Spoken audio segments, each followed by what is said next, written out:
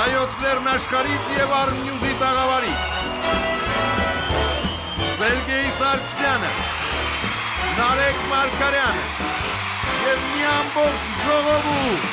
քաղաքական երկուծանքի միակ հեռուստաշոու Arm Comedy։ Բարև ձեզ, դուք դիտում եք Arm Comedy մանկապատանեկան հաղորդումը, որը չգիտես ինչի լավ 8 ժամի է դուրս գալիս։ Այո, այսօր հունվարի 26-ն է, այսինքն Ուգանդայի ազատագրման օրը։ Բա շնորհավոր, բա ոնց, ումից, երբ։ Քանի որ ինտերնետը սերեք տենց գնաց, դրա համար միայն կարող եմ ասել, որ Ուգանդայի ազատագրման օրն է։ Դե ուրեմն Ուգանդայի օրինակին հետևելով ազատագրվենք դանդաղ ինտերնետից եւ այսօրվանի մեջ դիտենք։ Շնորհավոր նոր թանկացում։ Հենց այս բառերը ոչ ոք չէր կարոտել, լսում եք, չէր կարոտել։ Բարի լուրերը ավտոսիրողների համար, բացահայտեք ինչի համար այլևս չեք վճարելու։ Պատասխան հարց, հայտնի մարդկանց անհավանական նամակագրությունը Facebook-ում։ Ավագանու փորձագետը կօգնի հասկանալ ինչ օգտակար բան է արել ավագանին անցած տարի։ Քաղաքական երկուծանքի միակ հեռուստաշոու Arm Comedy։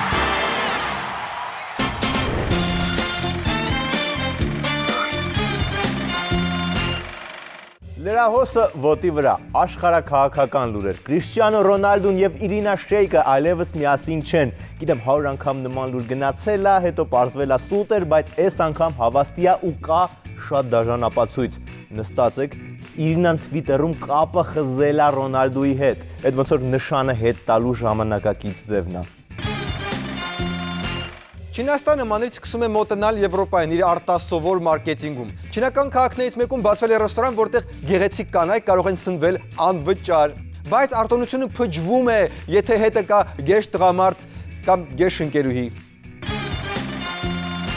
Ռուսաստանի փոստատարները ունեն նոր համազգեստ, խնդրում եմ նկարները։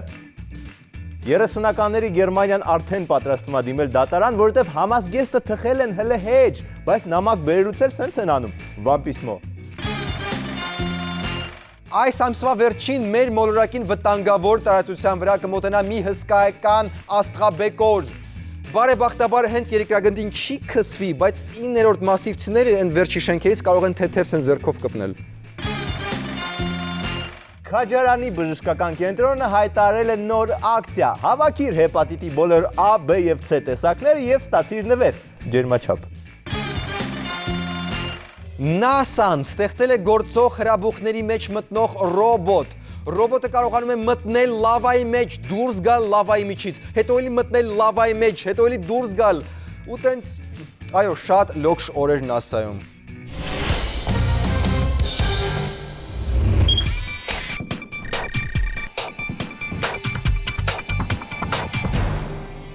Եվ այսպես լուրեր էներգետիկայի եւ բնական պաշարների հրաշալի աշխարից։ Այս ձեռքս որ քորա գալիս է ծախսելն է, թե ստանալը։ Դե հիմնականում է չլվացվելն է։ Նե, լուրջ եմ ասում, քորա գալի։ Դե եթե աչքն է, ուրեմն պետքա 10։ Տենց էլ գիտեի։ Կառավարության դիրքորոշումը հետևյալն է։ Անել ամեն ինչ եւ հավանաբար այդպես է կարվի, որպեսզի սակագների հետ կապված բարձրացման հետ կապված այս տարի մենք խնդիր չունենա, այս տարի խնդիր չունենա։ Մի րոպե, ինչ սակագին է թանկանում։ Հա, այդ ինչ ենք բաց թողել։ Դու սուս մնա ու սկսեց ձախ ձեռդ քորել։ Հա, բայց ձախս քոր չի գալիս։ Վեզդիր։ Կառավարման խնդիրների եւ էլեկտրաէներգիայի գործող սակագնի պատճառով, որ անցած տարվա 10% բարձրացումից հետո այսօր պարզվեց հիմնականում չի արտացոլում ընկերությունների անհրաժեշտ ծախսերը, Հայաստանի էլեկտրական ցանցեր ընկերությունը հսկայական պարտքեր է կուտակել։ Ոյ, անցած տարի ռուսական ընկերությունը 10% թանկացրեց ու պարզվում է լավ չէր հաշվել։ Մաթեմատիկան շատ դժվար է, հա, այդ թվերի իրար գումարել ոչ մի ձև չի ստացվում։ Excel-ով աշխատելը երևի շատ բարդ է։ Ուրիշ ինչ կա, կարող է էլեկտրաէներգիան կորցրել եք։ Անցած տարի Հայաստանի էլեկտրական ցանցերում էլեկտրաէներգիայի փաստացի կորուստը կազմել է 14.5%, պլանավորված 12.5-ի փոխարեն։ Ես այդ կորցրելու պահը կատակով ասեցի, լուրջ կորցրել են։ Դու հերիքա կատակտին անես, կենտրոնացի ձախ ձեռքդ քոր գալու վրա։ Քոր չի գալիս ձախս։ Կենտրոնացի դրա վրա։ Հիմա գլխավոր հարցը. կթանկանա արդյոք էլեկտրաէներգիան թե չէ։ Պարզվում է Երևան Զախարյանի ասուրսից հետո տարբեր լրատվամիջոցներ տարբեր տպավորություն են ստացել։ Ռուսական ընկերության պատճառով էլեկտրաէներգիան կարող է կրկին թանկանալ։ Պարզա ուրիշ։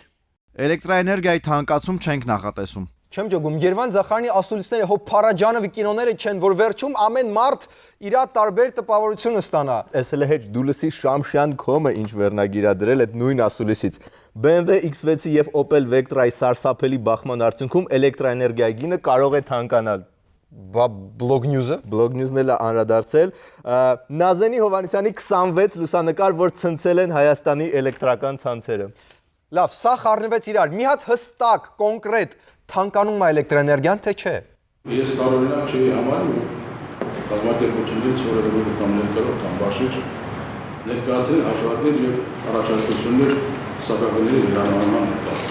Մի խոսքով դեռ կոնկրետ ոչ ոք չի դիմել թանկացնելու խնդրանքով, բայց մեր նախարարը ասուլիս է հրավիրել, որ ասի, որ ինքը տարօրինակ չի համարի, եթե դիմեն։ Պարոն Զախարյան, բա որ էլեկտրական ցանցը իմանա ձեր ասուլիսի մասին ու դիմի։ Եկավ։ Ինչ։ Քորը եկավ, ձախ ձեռքս։ Վերջապես, տնած որտեղից է հիմա փող կպնում։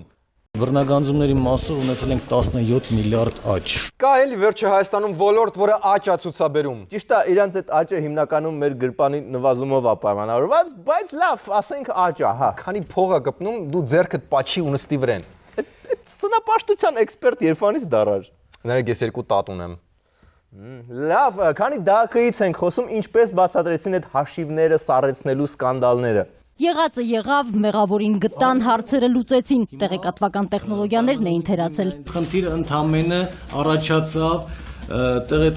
տեղեկատվական տեխնոլոգիաների ոչ համակցված լինելու պատճառով։ Դե ոնց որ ասում էր Սերգեյի տատիկը, վատ գանձողին տեղեկատվական տեխնոլոգիաներն են խանգարում։ Տենց բան երբեք չի ասել տատս։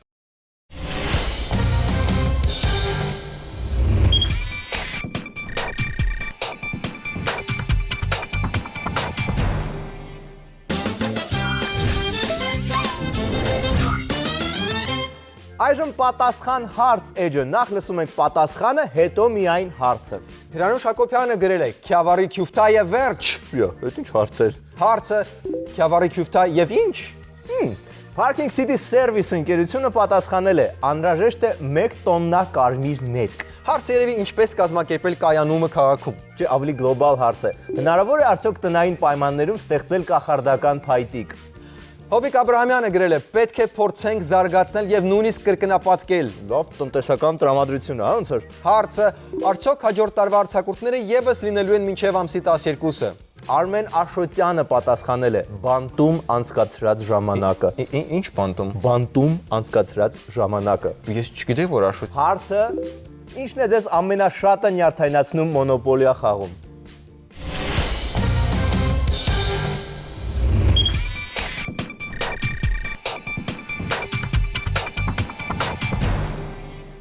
Քաղաքական երկուծանքի միակ հեռուստաշոու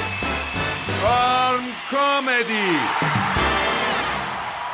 Լավ լուր ավտոսիրողների համար։ Այդ բառը ոնց է միշտ ներվայնացնել ավտոսիրողներ, ում նկատի ունեն վարորդներին, թե ուղղակի մարդկանց, որոնք մեծ սիմպաթիա ունեն մեքենաների հանդեպ։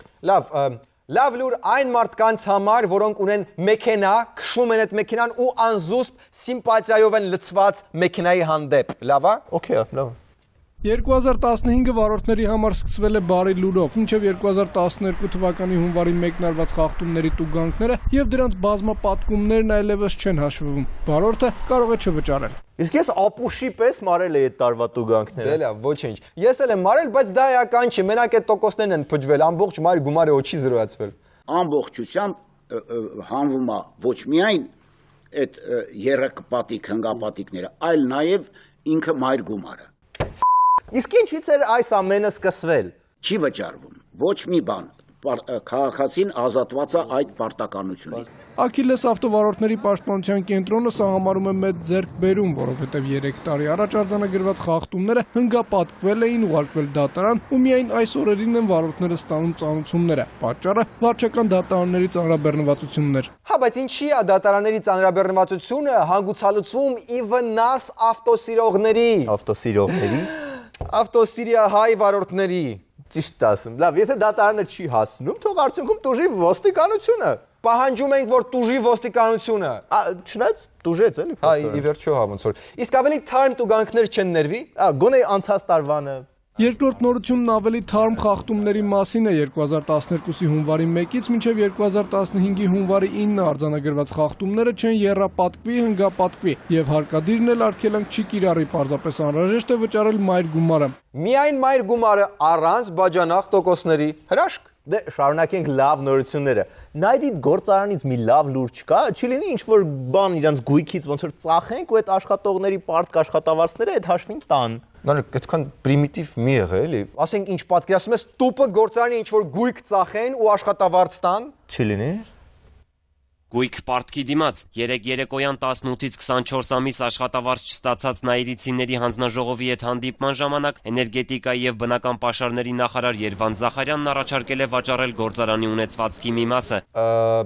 Բանը մի քիչ սյուր տնտեսական մոդել է, բայց առաջին մի քանի ամիսը կարա աշխատի։ Այո, քանի գույք կա, աշխատավարձը կարելի է շարունակել տալ։ Ու անպայման չէ որ բան ծախել ու այդ փողը տալ։ Ուղղակի ասենք 2 ամսվա աշխատավարձի չափով շուռուպ տվեք մեկին, 3 տոննա ժավել մյուսին։ Այդ տենց մասնագիտական խորհուրդ Սերգեյից։ Բայ իհարկե, մնացեք մեզ հետ։ Լսի, նայրդ մի 25 տարի առաջ չէին փակել։ Ես էլ տենց գիտեի, կարող է փակել են, բայց աշխատողներին մինչև հիմա չեն ասել։ Կարող է։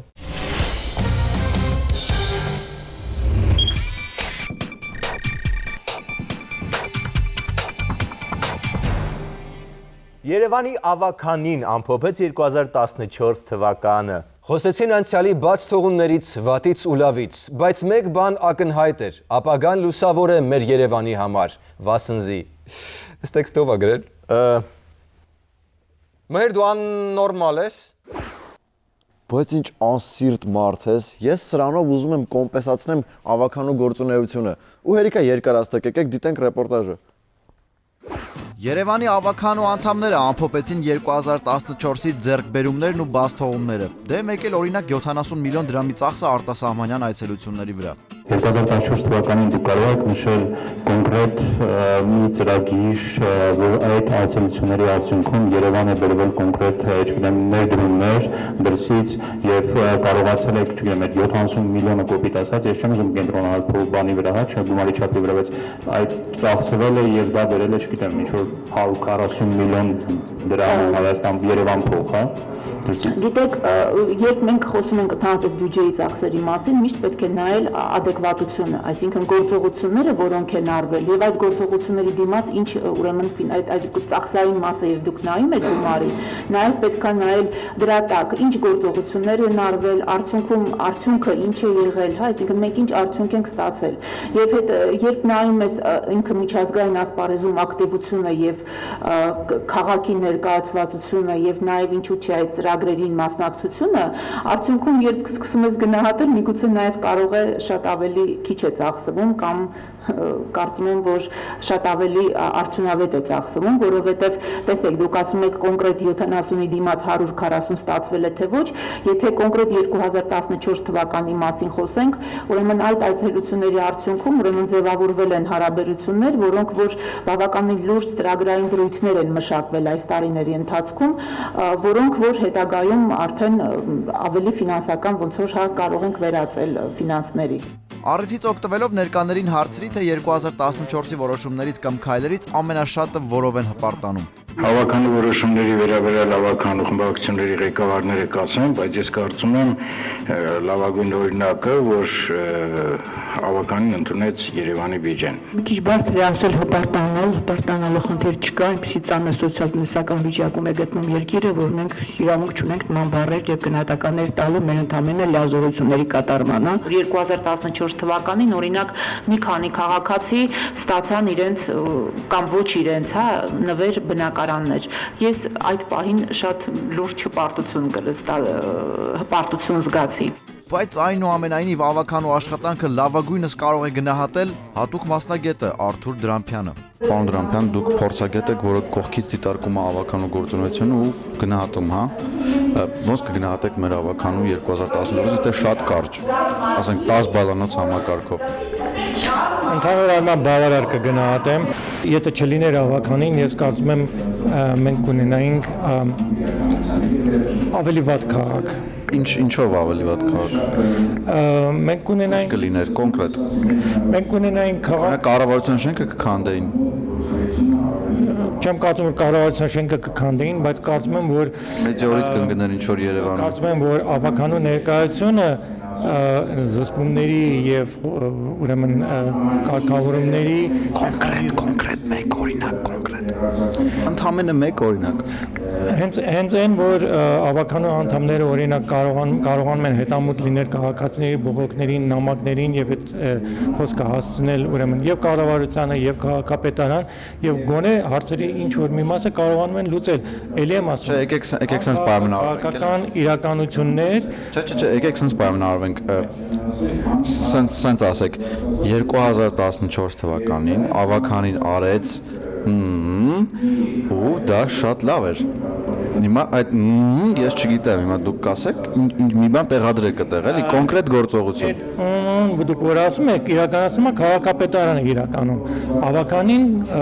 ուրեմն կայացնում է որոշումներ, որով ինքը հաստատում է կամ չի հաստատում։ Լավ, մոտենում ենք հիմա։ 2014-ին ավականին կայացրեց որոշումը, որը փրկեց մեր քաղաքը ավելի վատը դառնալուց։ Եվ կոնկրետ դեպք չեմ կարող ասել, թե կոնկրետ ինչ էլ գիտեի։ Ինչ որ կոնկրետ բան արեց, որը ավելի լավ դարձրեց մեր քաղաքը, բայց եթե չլիներ հաստատ ավելի վատ կլիներ։ Այո։ Մոնղոլները կմտնեին երևի Երևան։ Չեմ ուզում մոնղոլների մակարդակի ինչ որ բան անել, եզրակացություններ անել։ Դե բայց իսկապես առանց ավականու Երևանը կարող էր շատ ավելի վատը լիներ։ Միջավ չփորձենք հաստատ չենք իմանա։ Մհեր Խաչատրյան, Արմեն Գևորգյան, հատուկ Երևանի համար։